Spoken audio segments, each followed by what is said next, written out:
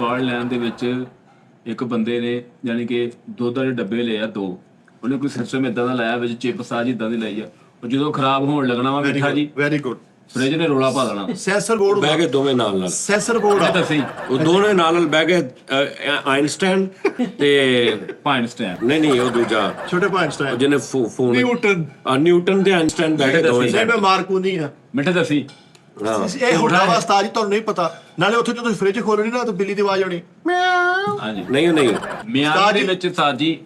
ਮਿਆਨੀ ਦੇ ਵਿੱਚ ਉੱਥੇ ਨਹੀਂ ਤੈਨੂੰ ਇੱਥੇ ਦੇ ਕਬਰਸਤਾਨ ਮਿਆਣੀ ਨਹੀਂ ਫੈਸਲਾਬਾਦ ਨਹੀਂ ਇਹ ਨਸੀਹਤ ਸਾਨੂੰ ਚੈਨਲ ਐਡਾ ਭਾਰ ਨਹੀਂ ਸਾਨੂੰ ਕੋਈ ਇੱਥੋਂ ਕਿੱਥੋਂ ਚੁੱਕਦੇ ਫਿਰਾਂਗੇ ਅਸੀਂ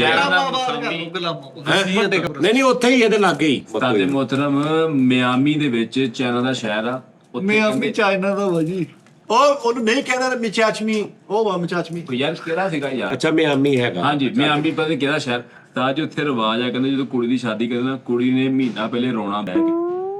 ਫਿਰ ਜਦੋਂ 20 ਦਿਨ ਰਹੇ ਨੇ ਫਿਰ ਉਹਦੀ ਮਾਂ ਨੇ ਨਾਲ ਬਹਿ ਕੇ ਰੋਣਾ, ਫਿਰ ਜਦੋਂ 7 ਦਿਨ ਰਹੇ ਨੇ ਗੱਲ ਸੁਣੀ ਫਿਰ ਪੂਰਾ ਟੱਬਰ ਬਹਿ ਕੇ ਰੋਂਦਾ ਸਾਜੀ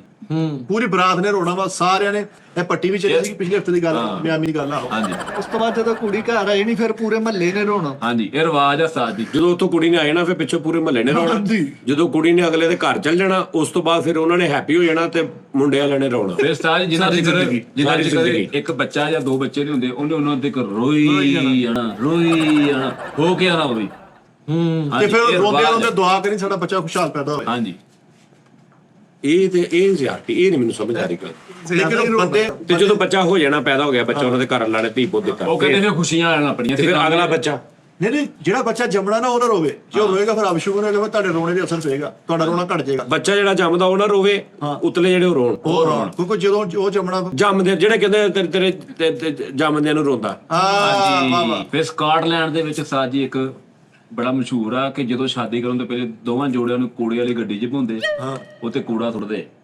ਠੀਕ ਆ, ਫਿਰ ਪੂਰੇ ਇਲਾਕੇ ਦਾ ਗੇੜਾ ਕਢਾਉਂਦੇ ਆ ਤਾਂ ਕਿ ਉਹਨਾਂ ਨੂੰ ਆਉਣ ਵਾਲੇ ਟਾਈਮ ਤੇ ਮੁਸੀਬਤਾਂ ਨਾ ਲੱਗਣ। ਸ਼ੁਰੂ ਤੋਂ ਦੱਸਿਆ ਕਰਨਾ ਸਾਰਾ ਚਾਵਲਾ ਜਿਹਾ, ਪਹਿਲੇ ਉਹਨੇ ਸ਼ਾਦੀ ਤੋਂ ਪਹਿਲੇ ਪੂਰਾ 15 ਦਿਨ ਕੂੜਾ ਇਕੱਠਾ ਕਰਨਾ ਹਾਂਜੀ ਤੇ ਕੂੜਾ ਛਾਣਨਾ, ਸਿਰਫ ਫਲ ਫਰੂਟ ਦਾ ਕੂੜਾ ਲੈਣਾ ਵਾ, ਐਕਸਟਰਾ ਕੂੜਾ ਵਿੱਚ ਜੂਸ ਦਾ ਪੈਕਟ ਕੋਈ ਨਾ ਹੋਵੇ, ਉਹ ਆਵੇ ਜਾਨੀ ਕਿ ਉਹ ਸਾਰਾ ਛਾਟੀ ਕਰਨਾ, 15 ਦਿਨ ਢੇਰੀ ਲਾਉਣੀ ਪੂਰੀ, ਫਿਰ ਵਿੱਚ ਉਹਦੀ ਰਾਹ ਬਣਾ ਕੇ ਵੜਨਾ ਵਾ। ਹਾਂਜੀ ਫਿਰ ਇਧਰੋਂ ਵੜਨਾ ਵਿਆਹ ਤੋਂ ਪਹਿਲੇ ਹਾਂਜੀ ਇਧਰੋਂ ਵੜਨਾ ਉਧਰੋਂ ਨਿਕਲਣਾ, ਉਧਰੋਂ ਫਿਰ ਉਹਨੂੰ ਵੇਲਾ ਕਰਾਉਣਾ। ਫਿਰ ਕੂੜੇ ਦੀ ਮਸਹਿਰੀ ਹੋਣੀ ਆ ਸਾਰੀ ਕੂੜੇ ਦੀ ਮਸਹਿਰੀ ਬਣਾਉਂਦੇ ਆ ਪੂਰੇ ਭਾਰ ਨਾਲ, ਮਤਲਬ ਜਿਹੜੀਆਂ ਲੜੀਆਂ ਵਾ ਉਹਨਾਂ ਦੇ ਵਿੱਚ ਜੂਸ ਦਾ ਡੱਬਾ, ਪੈਕਟ,